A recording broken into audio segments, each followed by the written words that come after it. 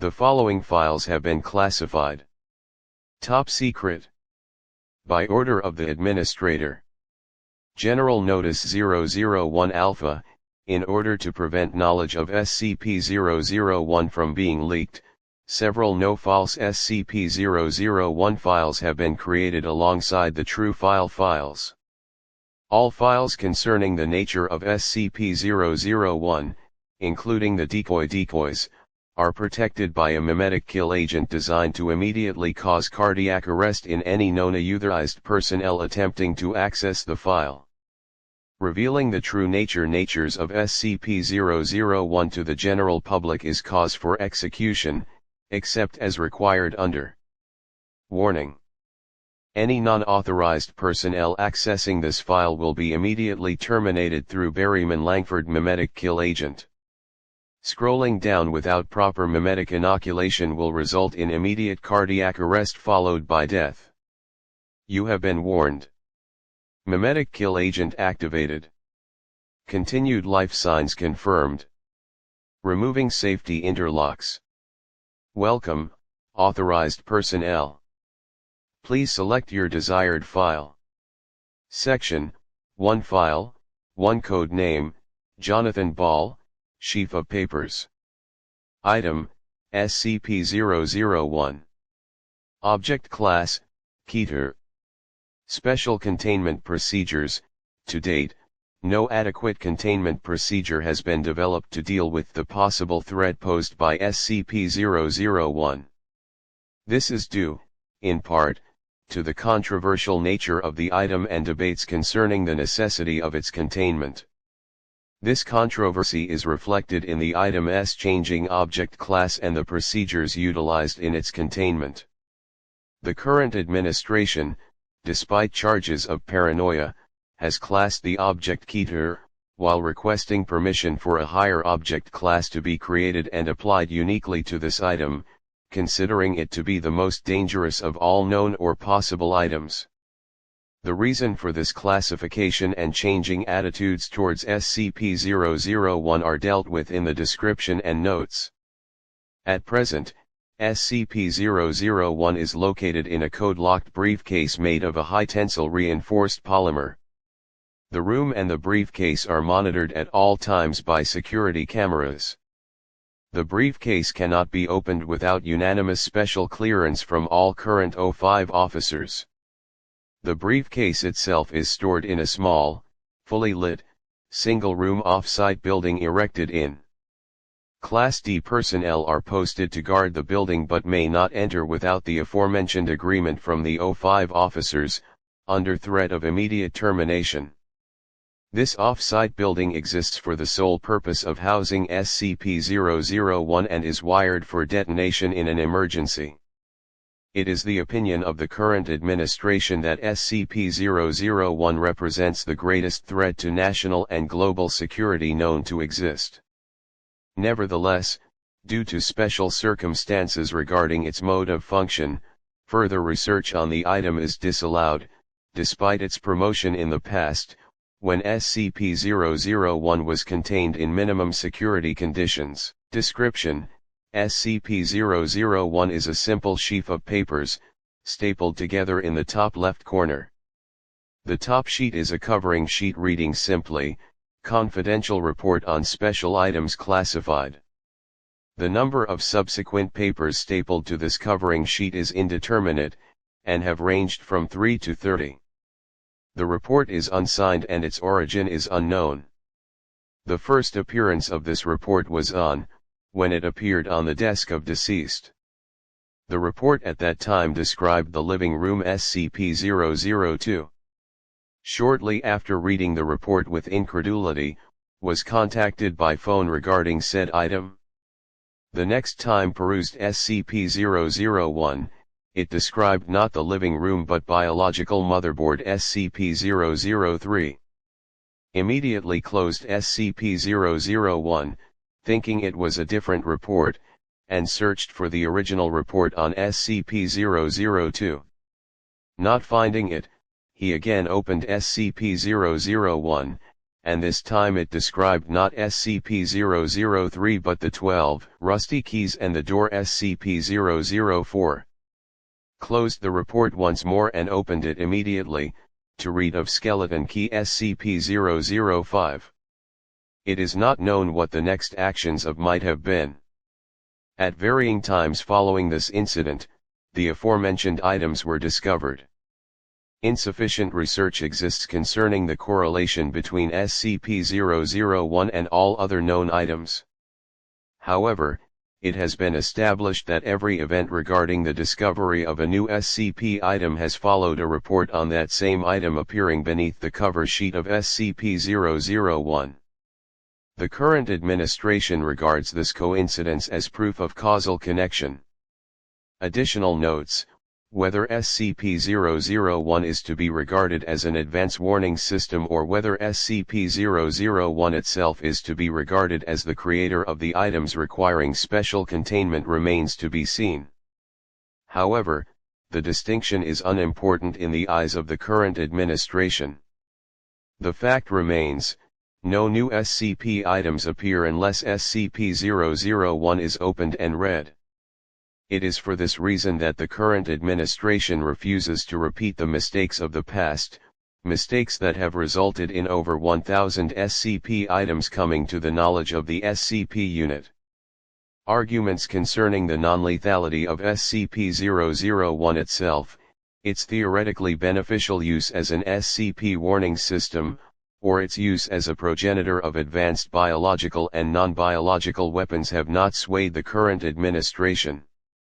Nor have arguments criticizing the extreme containment procedures employed in respect to an item that displays no nefarious qualities and is not animate as such.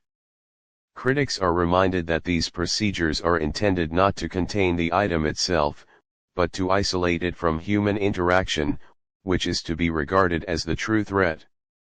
Although the current administration refuses to remove the object from isolation barring special authorization as noted above, past administrations have counseled daily with the item, and future administrations will no doubt counsel similar behavior. Nevertheless, it is the opinion of the current administration that, barring the destruction of SCP-001, it is to be contained until such a time when responsibility for its containment falls upon future administrations. Section 1 File 2 Code Name Dr. Gears, the prototype. Item Designation Number 86243AR001. Warning: item displays aggressive and dangerous behavior. Description of item: 6'5" tall, 97 pounds average, varies by 5 to 10 pounds higher or lower, unknown age, gray-brown skin, may be bruising, eye color milky blue, no hair. Emaciated appearance, bone and muscle structure unlike any recorded species. Legs are long and thin, ending in sharp black points. 3 fingers on each hand, also ending in black points. Legs and arms are twice as long as torso. No reproductive organs, anal orifice, ears, nose, or pores anywhere on body. Head is spherical, very large in proportion to body. Neck appears too thin to support head. Mouth extends halfway around head, no lips. 21 teeth, spaced randomly around mouth, many appear broken, rotten, or chipped. Eye is a large, ball-shaped, milky blue sphere presumably kept in the head or throat. Appears to roll into the mouth when mouth is open. Has no pupil or iris. Detail of current containment. Room is lead-lined and kept lit with floodlights. Temperature is kept at 98 degrees, with 100% humidity. Room is sealed with a reinforced steel blast door. Outer area patrolled by guards with high-powered strobes. Anybody entering the containment room should carry a strobe and wear welding goggles. Any person attempting to remove the item or enter without authorization is to be shot on sight. Report.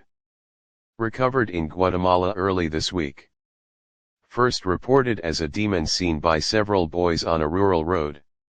Appeared to be sick or injured.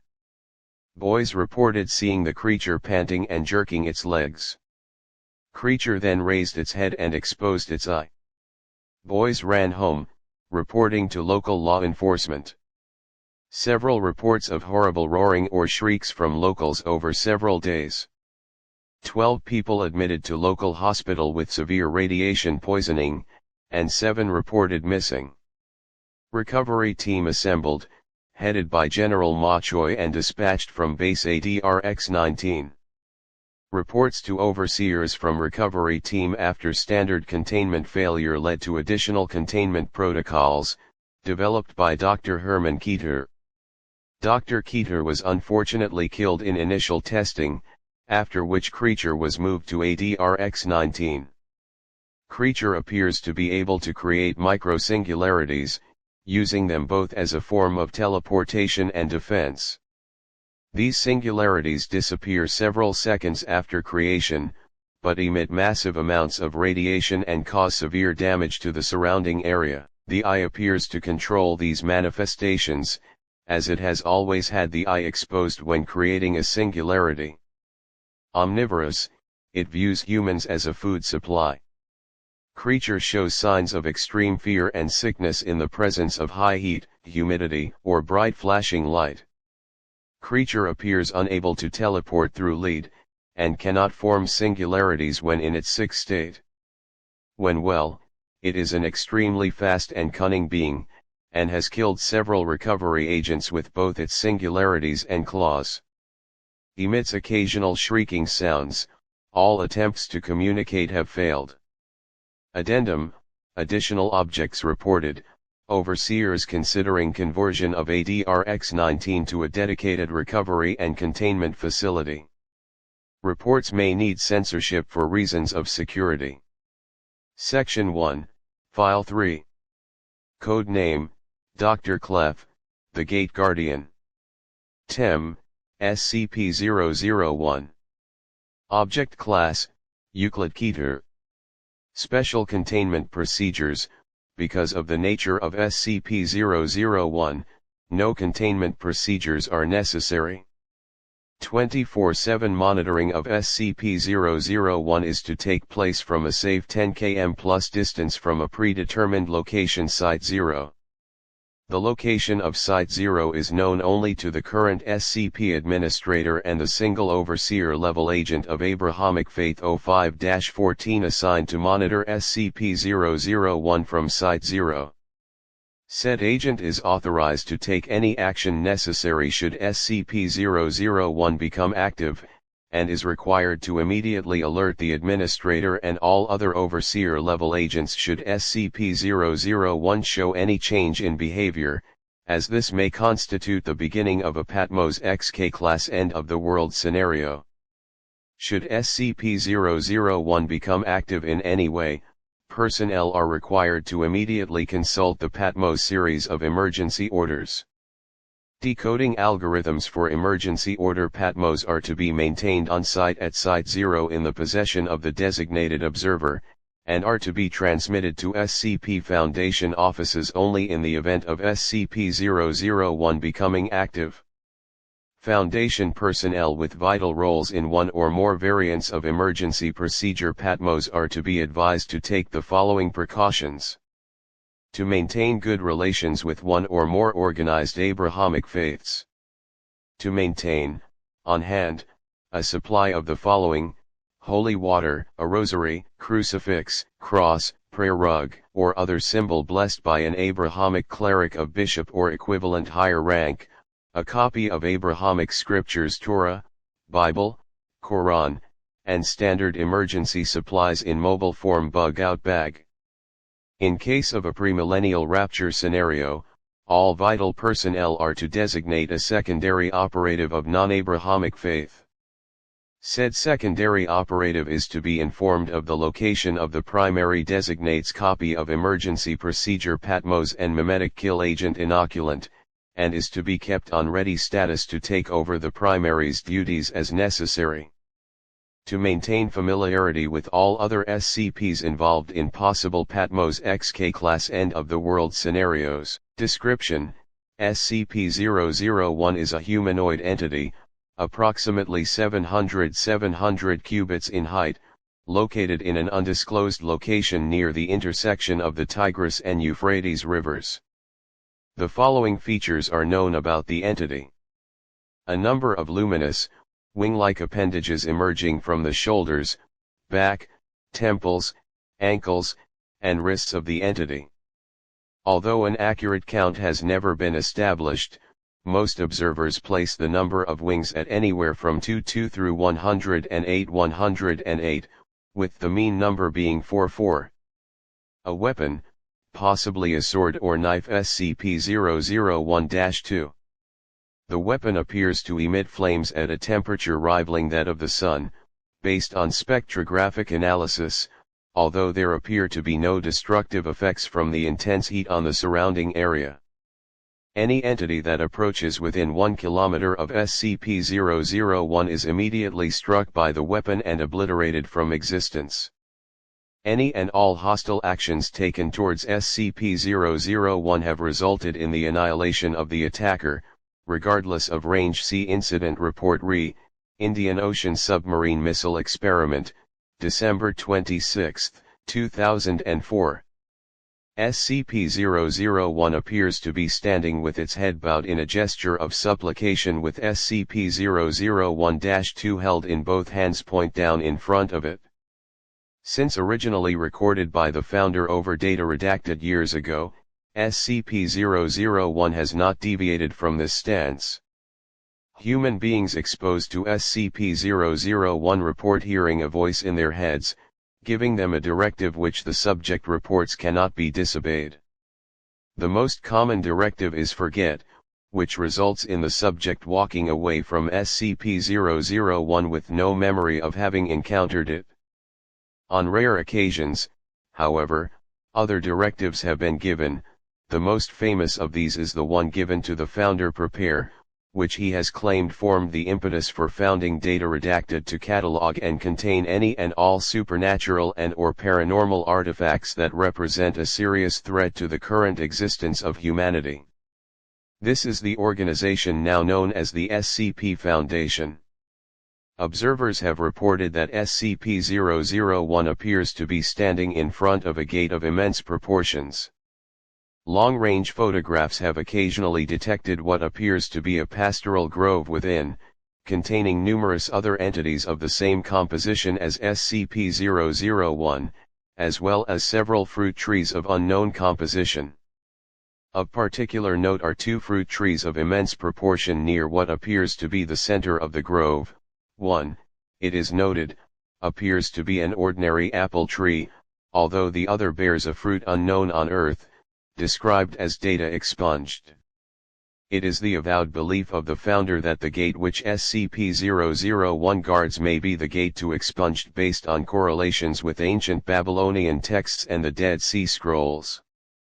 In which case, one can deduce that the entity known as SCP-001 may be expunged. Addendum 001-A, Experimentation Re, SCP-001-2's effective kill range. 1 Experiment A, 1 Class D personnel instructed to approach SCP-001 as closely as possible on foot. Result: upon making visual contact with SCP-001, subject is ordered to leave. Subject immediately turns away from entity and walks away. Despite repeated orders to continue the experiment, Class D personnel refuses to obey and is terminated. Upon termination of Class D personnel, all research staff involved are immediately obliterated by an unknown force, presumably SCP-001-2. 2 Experiment B, 1 remote-operated research robot guided to approach SCP-001 from the ground. Result: upon approaching within 1 kilometer of SCP-001, research robot is obliterated, presumably by SCP-001-2. All further attempts at remote reconnaissance have the same result.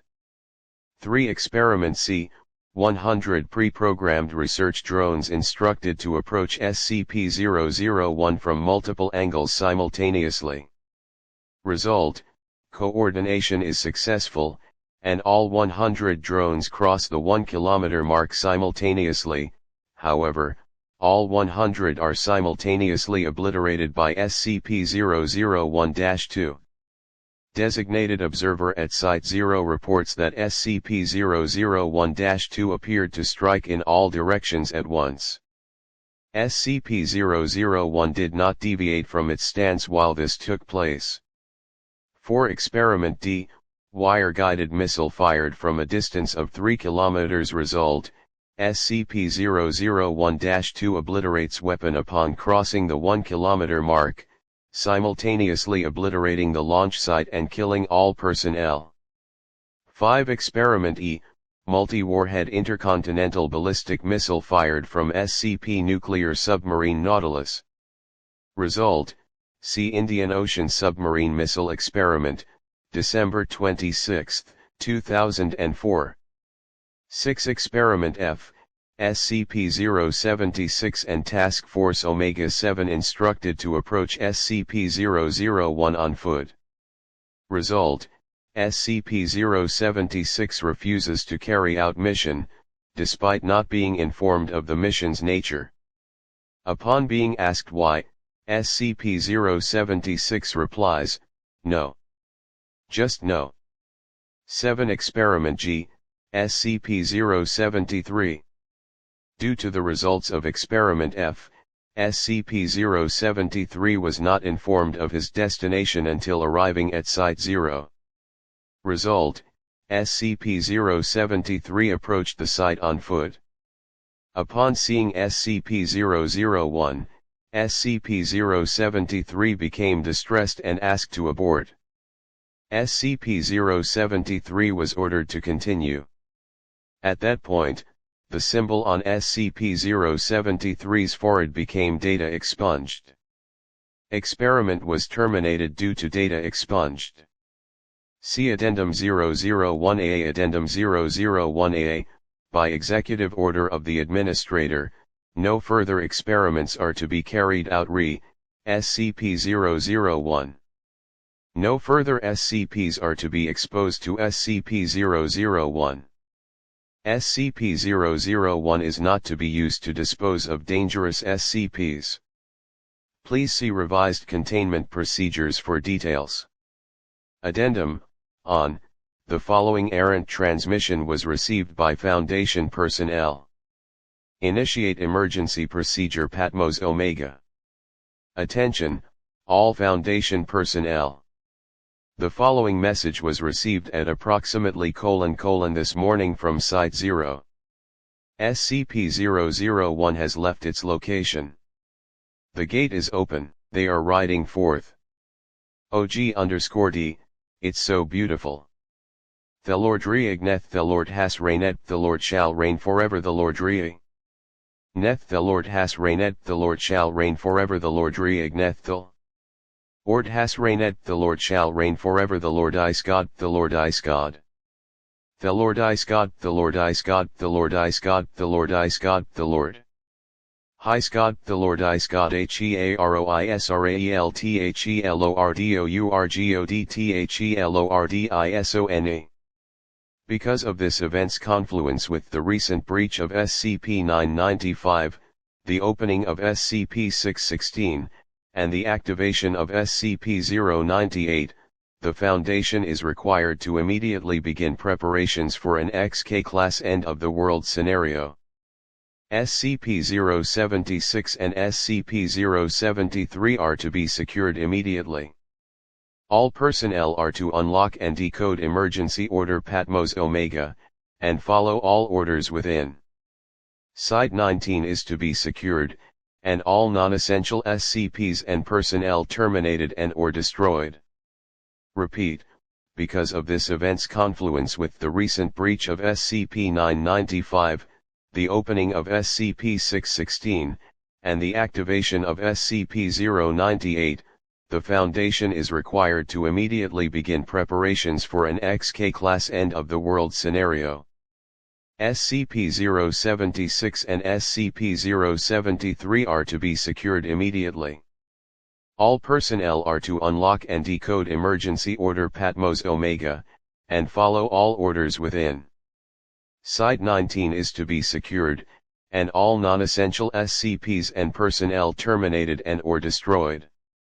Repeat, because of this event's confluence with the recent breach of SCP-995, the opening of SCP-616, and the activation of SCP-098, the Foundation is required to immediately begin preparations FFR and XK Class End of World Scenario. SCP-076 and SCP-073 at RE to be secured immediately. Cain and Abel, my two sons, I am coming. All personnel are to unlock and decode. Behold, I stand at the gate and knock, and if any answers follow. Al-Alakov 3242. At Andisawane we of Anandane wert han thefrodofofof. And at. Signal lost. Upon contacting Site 005-14 responded that no such message had been sent from his location and that SCP-001 remained inert. The transmission was initially determined to be a hoax. However, close examination of the transmission reveals a timestamp dated data redacted years in the future. It is theorized that data expunged. Section 1 File 4 Code Name QNTM, The Lock. Item, SCP-001. Object Class, Safe. Special Containment Procedures, SCP-001 is to be kept locked along with all data pertaining to it inside the primary archival vault on Sublevel 1 of Site-10. The vault is a custom-manufactured, reinforced concrete and steel, vertical octagonal prism. See Appendix U for full schematics with a 2,000 kg, 0.9 m thick, time-locked access portal in the ceiling. The time-locking schedule should be classified and available only to Dr. Wymirski. Access is conditional on 3-factor authorization, e.g. keycard plus fingerprint plus passphrase. SCP-001 is among the safest artifacts in the Foundation's possession, and these measures are primarily intended to prevent theft. Description: SCP-001 is a smooth, black, perfectly ellipsoidal 15.1 cm x 15.4 cm x 16.5 cm onyx gemstone with a mottled white pattern. Wrapped around its exterior, encompassing its equator and both poles, is a complex and layered fractal filigree of gold metal. The gold is sculpted into broad strokes at what is now usually agreed to be the lower or south pole of the object, but with increasing latitude the pattern becomes progressively more intricate. Near the North Pole, also called the lock or singularity, see Acquisition Report, below, the pattern complexity progresses beyond the capability of optical or electron beam microscopes to resolve. Further investigation is pending. Advances in microscopy technology. The gemstone continuously emits a small quantity 34.5007 to 34.5010 MW of thermal radiation in the microwave range. As a result, the gold filigree is warm to the touch. The white mottled areas emit fractionally more radiation than the black onyx areas. Other than this, SCP-001 is totally inert. It is opaque to all forms of electromagnetic and hard radiation, and, so far, indestructible. See log for Project Pluto, below.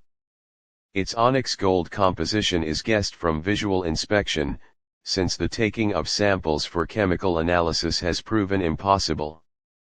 Project Pluto Master Log. The following experiments have failed to open SCP-001. Conventional lockpicking. Brute force assault with hammer, chisel, sledgehammer, bolt cutters, welding torch, bandsaw, etc. Sustained heating to 5000 degrees centigrade in industrial furnace. Artifact reflected all thermal energy, did not increase in temperature. Direct application of industrial cutting laser 160 kW cm2 concentrated on the lock artifact reflected all energy. Compression in vise, car crusher, hydraulic diamond face press all destroyed. Application of corrosive acids and other highly oxidizing compounds no reaction. Detonation of plastic and solid explosives up to 0.5 kt TNT equivalent at point-blank range no effect. Detonation of a 15 kt TNT equivalent atomic warhead at point-blank range authorization granted retroactively by Dr. Mirsky no effect. Project Pluto is to be immediately terminated.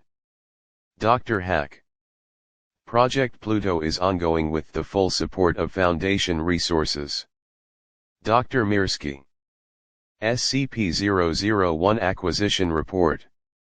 The earliest record of SCP-001 is in the handwritten journal of the minor Scottish aristocrat Sir Edwin Young, 3rd Baronet 1611–1677. As was customary at the time, Young kept a cabinet of curiosities, a small room of artifacts of undetermined provenance such as sculptures, preserved creatures, and trinkets. Young's journal includes references to his acquisition in 1654 of an bound jewel of onyx and filigree gold, of fineness beyond rational statement while traveling across the Mesopotamian desert. The journal indicates that SCP-001 was found buried in the ruin of a bitter, blasted place, older than days, or what Young took to be a temple to a fearsome death god. SCP-001 was found encased in stone at the center of 4 enormous runic stones. Young's journal includes a sketch of the most readable side of the most well-preserved stone, but he was unable to read the runes or find a scholar who could translate them. Young's account of his journey to the location of the ruin is incomplete. It has not yet been located. Young's selections of curious provenance lay in storage for several centuries after he died. In 1805, his descendants donated SCP-001 to the Scottish National Museum in Edinburgh. The curators of the museum regarded SCP-001 as an ancient, fragile, and priceless example of ancient Sumerian metalworking. They therefore failed to discover its anomalous warmth, its indestructibility, or its impossible microscopic scale construction. They were, however, able to identify the runes in Young's sketch as tertiary Sumerian cuneiform, circa 3400 BCE. Only a partial translation is possible. With loss and we a noun apact probably a proper noun on this ending finality joy plus permanence possibly protection. Mr. McCandlish, who performed the translation, noted. This appears to be some sort of incantation or spell of containment. Apact is the name of whatever is imprisoned within the gemstone. SCP-001 was finally placed on semi-permanent display in 1949. In 2003, Foundation staff observed that the mottled white patterns on the surface of SCP-001 resembled the cosmic microwave background, a pattern of microwaves encompassing the entire observable universe, as mapped by NASA's Wilkinson Microwave Anisotropy probe earlier that year. Closer inspection showed the two patterns to be identical. SCP-001 along with Baronet Young's journal was immediately purchased by a Foundation front organization and transferred to Site 10, where Drive Q-Hack and Dr. Y. Mirsky performed initial routine analysis. Research continues under the auspices of Dr. Mirsky, Dr. Hack having recently left the Foundation. Young's journal also includes several detailed sketches of SCP-001. In one of the sketches a small ornate object resembling a key is shown fitted into its north pole. The key has not been recovered. Section 1 File 5 Code Name Bright, The Factory. Audio reading of a conversation. SCP-001 is an O5's tale.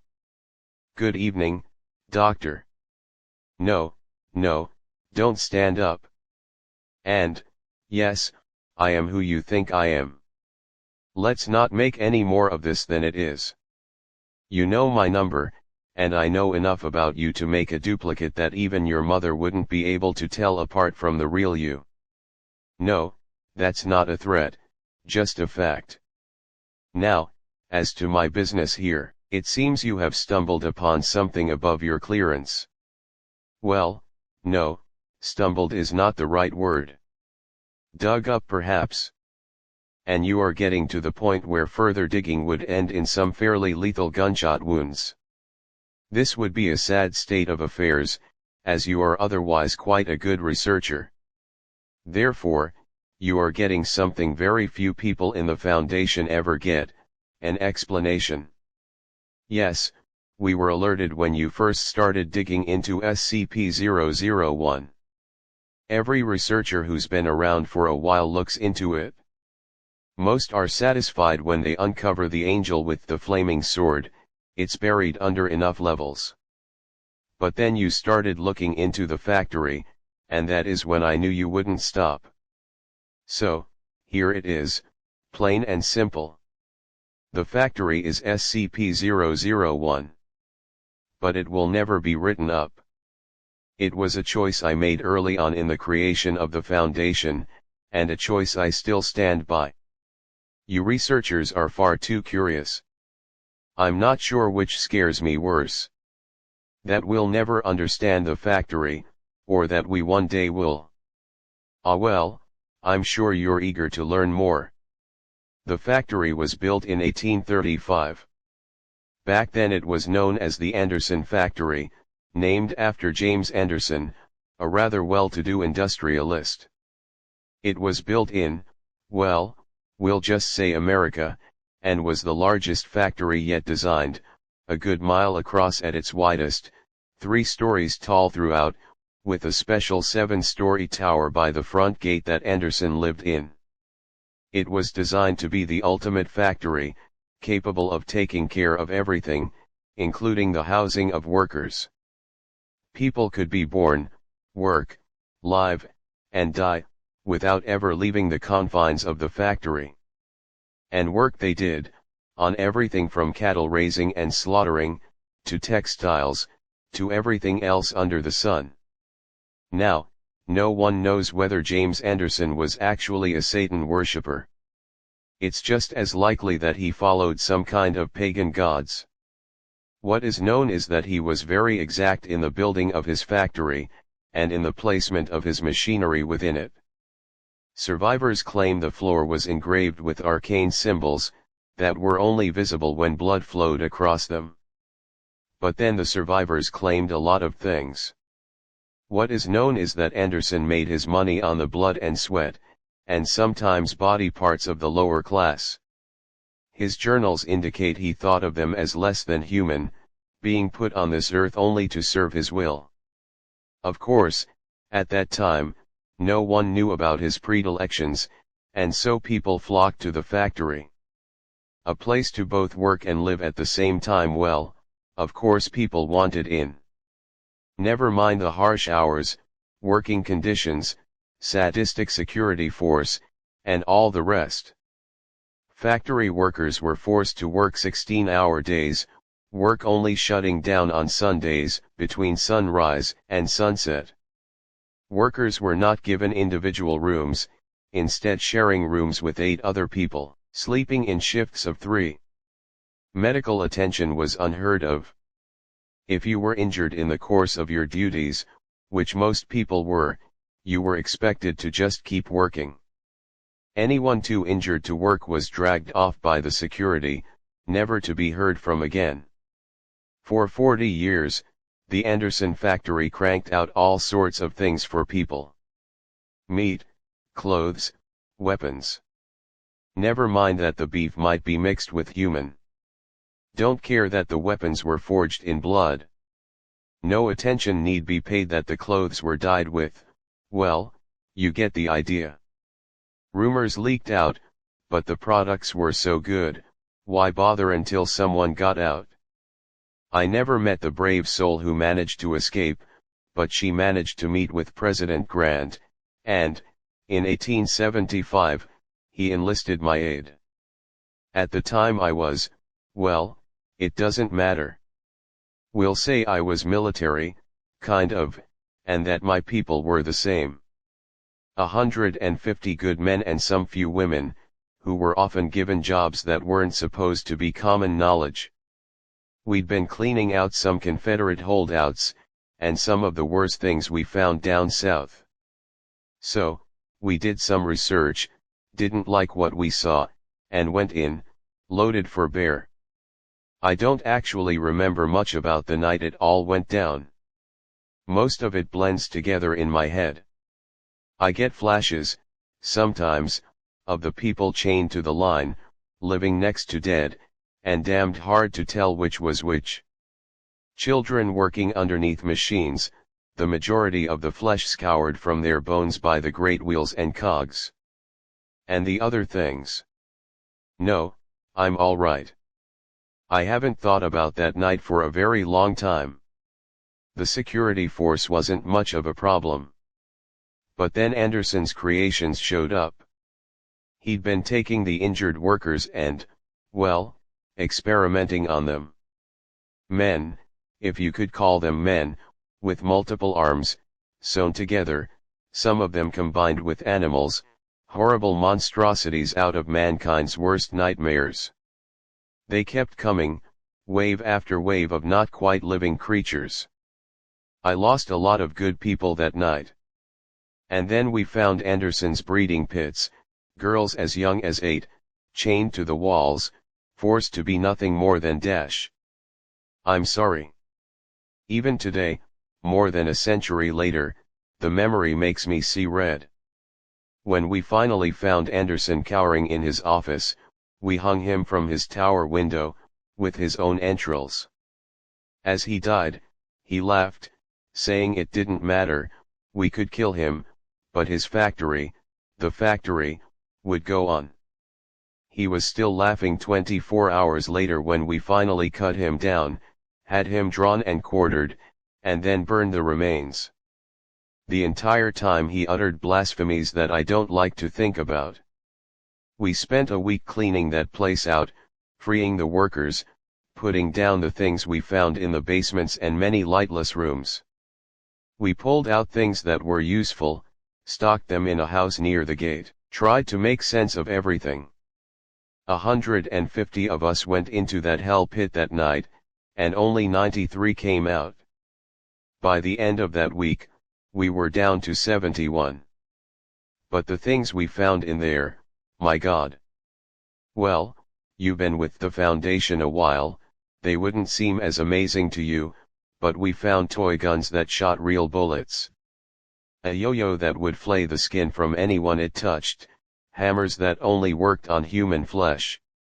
A breed of skeletal horse that ran faster than anything we'd ever seen.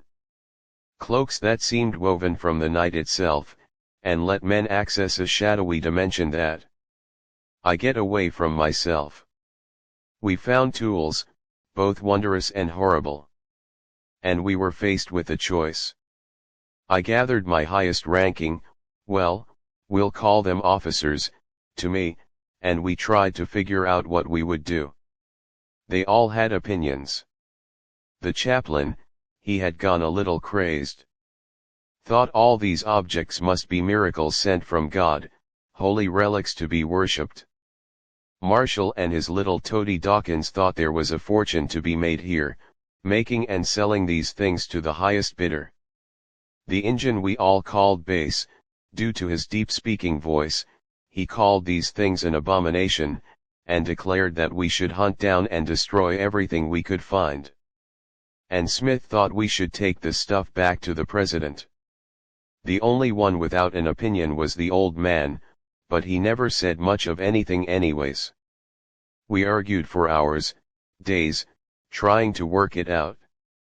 I thought we were sitting on a gold mine, all right. But that we could use these things, these objects, to hunt down some of the scary things we'd run into down south, the other monsters this world had to offer, and use this factory for good, as a place to contain these things, find a way to make them work for our fellow man, or at least protect our fellow man from having to deal with them. I'm sure you can figure out what happened. The chaplain snuck away in the night with his devotees, taking a couple of small items with him. Marshall we kicked out when we found him, abusing his authority. He promised he'd get revenge, and that little Dawkins should lead the rest of their group off with some of the juicier items. Bass and his people tried to light the whole damn thing on fire, then just left when it didn't work. And Smith left, to report back to the president. I did manage to get him to promise me he'd tell Grant the factory had been destroyed. I had big plans for that place. Of course, it was kinda hard to follow through on big plans when you only have 12 other people to work with. But it was a start. And it worked, for a while. We had these amazing toys, and finding people to work with us was easy. Back then, going off the grid was as simple as leaving town. We knew what we wanted, we knew what we could be. Leventhal set out getting us backing. A simple invention here, some well-invested money there, it all worked out. White and Jones set out getting us, other backing. In our previous work we'd found out some interesting things about people. Some secrets that powerful men didn't want getting out. And, with our new position helping keep secrets, we got more people asking us to deal with their secrets. Blackmail is a dirty word, but it works. Bright, Argent and Luminous got to work cataloging the items. Light and Bright's wife, the nurse, they made sure we kept ourselves healthy. No, it's just, remembering Light. She had such unusual ideas about hygiene, for the time. Brilliant woman. Chove, Fleischer, and Karnoff dealt with training the troops. Tesla and Tamlin were in charge of figuring out how to take advantage of the items, without making it obvious. We were amazing. The city we built around the factory, which we took to calling Site Alpha, was self-supporting. Agents, researchers, operatives of all sorts, not by those names, of course, but those positions. We expanded. I'm sorry, I am an old man. I know I do not look it, but the body lies. The mind doesn't always remember right. And sometimes I get lost in my memories. Things get confused. But, the long and simple of it is this, we used the factory. It always seemed to have more empty rooms to store things in. Back then, that was the word for them, things. No skips then, no. We thought we had the factory tamed. That's one of the reasons I refused to quit this job. If there's anything I can do here, it's remind people that we will never tame these things. Contain them, yes, but as we saw with Abel, tame them never. After a decade or so, we were pretty organized. The 13 original of us were being called by numbers, not names. We knew how to make things work. And, if a thing or two vanished inside of the factory, still and the occasional D-class what yes, we had D-class back then. Disposables. That's where the D comes from. Had to have someone to test things on, Tesla and Tamlin were both very firm about that. But, yes, sometimes we lost people who didn't matter. Adam, sorry, Dr. Bright, was fond of saying it was the factory taking its toll. You can't get something for nothing. 1911 was when it all went wrong. Things, we called them fairies. An entire race of things, living beside us. They could look the same as you or I. The only obvious difference was an allergy to iron. Yes, that's why we called them fairies. No, you haven't heard of them. Why? Because it's the one time the Foundation wiped out an entire race of things. Root and branch. And I'm the one who did it. We'd been hunting them for some time. We'd run into them a time or two before, come out on top. So, when a certain royal asked us for help, of course we were eager to get them in our debt. We've always loved having people in our debt. We sent a team to help out, take care of what we thought was a hunting party. The next time we saw them, their heads were on poles, attached to the saddles of the creatures the fairies rode, when they attacked the factory. It was horrible. 3 words, but they convey so much. I have never. I'm sorry, please, give me a moment. I've never told this part to anyone. You should consider yourself lucky. And, if you ever tell anyone any of what I am about to impart on you, I will not just kill you, but everyone who shares your DNA, in the worst ways possible. You'll think Procedure 110 Montauk is a walk in the park compared to what I do to you. We lost. The things came, and they destroyed us. Rode over our emplacements, slaughtered our people, shrugged off our weapons like they were nothing. I watched my 13 go down, left and right, just trying to hold the factory. And I, their leader, their friend, their father figure, godfather to the Brights 4 young children. Confidant, sometimes lover, always the confessor, I ran. I ran like a scared little schoolboy, deep into the dark guts of the factory. I was chased by the things, always just one step ahead. I could hear them behind me, feel their breath upon my neck, and I came to a door I'd never seen before. A bronze door, covered in Arabic script of some sort. I've never been one for languages, especially not the curvy bullshit the Muslimen use. But I didn't care. They were coming for me, and I threw the door open and dived through it. Everything inside was different. There was a feeling of peace, that nothing could hurt me here. The light was this dark red, but still felt right. My ears were filled with the steady thrumming of a gigantic heartbeat. And, in front of me, were the remains of Anderson. It spoke to me then, but I'll be damned if I could tell you exactly what it said. What it told me was more meaning than exact. It offered me hope. It told me that each of the things we had used from the factory, no matter what we did with them, fed it. Helped it grow. But, if the fairies took the factory, they would destroy it, and we couldn't have that. It offered me a deal. It could remove this event. Make it have never happened. All I needed to give it was us. I didn't want to. I knew it was a bad idea. But then, I saw them again, my family, my friends, dead. Dead by the hands of those bastards. I agreed. It smiled. And I found myself once more upon the ramparts, watching the horde of fairies crest the hill. My foundation alive once more. In my hands was a weapon. I won't bore you with the details, but we slaughtered them. And, with these new weapons, continued to slaughter them, everywhere they lived, everywhere they bred. My fellow O5s questioned my decision, thinking we should save some, in case we might ever need them. I overruled them. We moved away from the factory. Shut it down, moved our things out of there. We changed the name from things to special containment protocols, focusing on containing them, not anything else. The others were curious, but understood I had my reasons. I boarded up the factory. Locked it shut.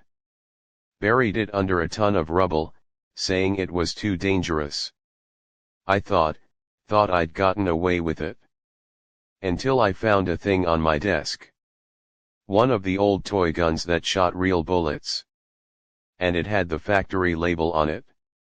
I've sent people in, from time to time, to see what it might be doing. Last time I sent people in to look, there was nothing there. We keep finding factory items out there. I can't help but think of how many more we don't find. The people who use them, and keep it hidden. I think back to the body telling me how each item used gave energy to the factory. I never asked it energy for what. I don't think I want to know. What do we give it? D-class, mostly. Where did you think all those bodies went? There's a place. Bodies are left, and they vanish. Everyone thinks I'm a genius for figuring it out. Sometimes I have to feed it other things. Researchers. Agents. They never know it's coming. It just reaches out and takes them. But, in the end, we're doing more good by being here. Whatever the factory wants, whatever it is. We're doing good here. I have to believe that. And now you know. Are you happy? I didn't think so. Why tell you I'm getting old, Everett?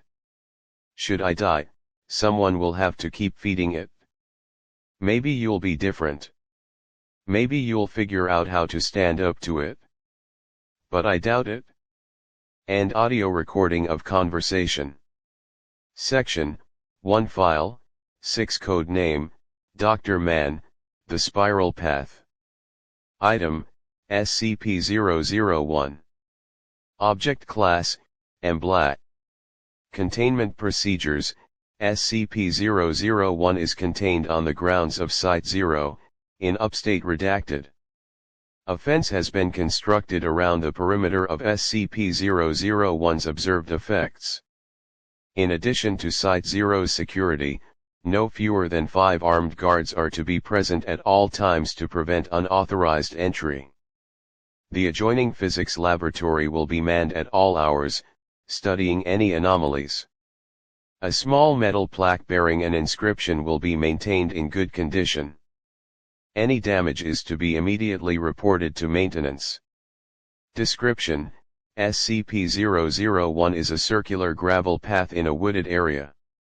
When traveled in a counterclockwise direction, the trail is continuously uphill, even after reaching the original point. When traveled in a clockwise direction, the trail shows the same amount of uphill and downhill travel, as expected. Level 5 clearance is required to access SCP-001's experiment log. New members of Overseer Council are required to read Document 00105. End of Section 1. Find the next section from on-screen prompts or terminal search.